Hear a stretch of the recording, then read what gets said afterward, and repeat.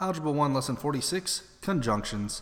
No, not grammar conjunctions. What we mean when we say conjunction is we have a trichotomy between an unknown and a whole number.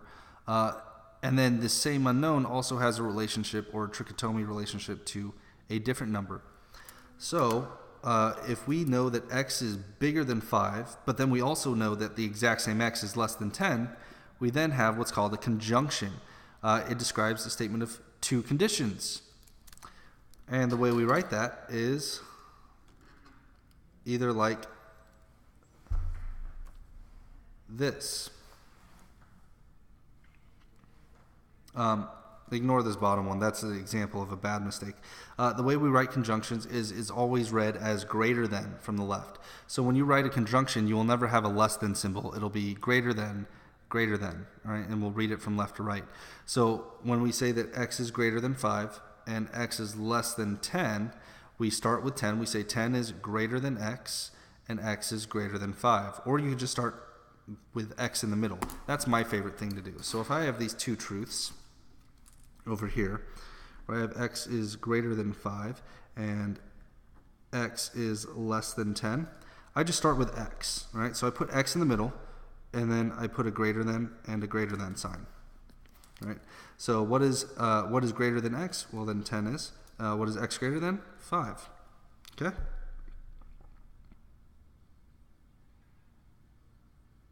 Now, from here, all I have to do is graph. Oh, wait.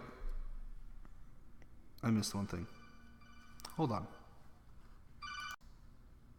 Okay, I just caught myself. So it doesn't have to be read greater than. What has to happen is both these signs have to be pointing the same direction. So I could either write this as x is greater, 10 is greater than x is greater than 5, or I could do the exact opposite.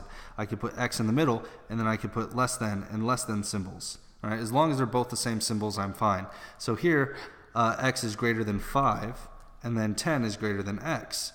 Both of these symbols work for what we're trying to do. Now, this is our conjunction. We figured out how to write it in one of two ways, as long as both of our arrows are pointing the same direction.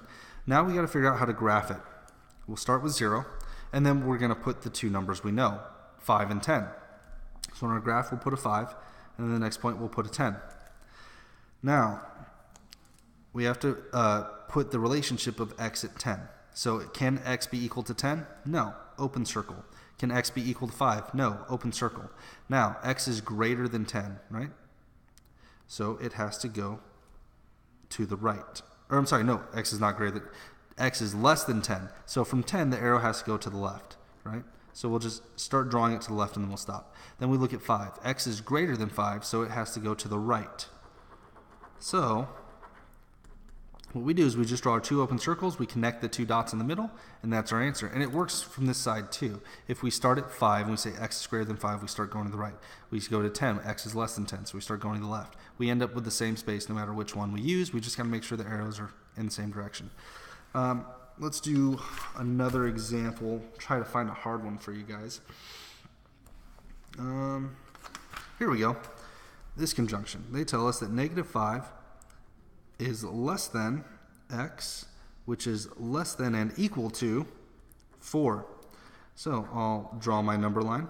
I'm going to pick my two numbers, -5 and +4. No, they don't have to be exact. Oh, I just realized you guys were staring at nothing. All right, so this is our axiom. I start with -5 and 4. I'm going to start with the relationship, can x be equal to -5? No, open circle. X can be equal to 4, so that's going to be a closed circle.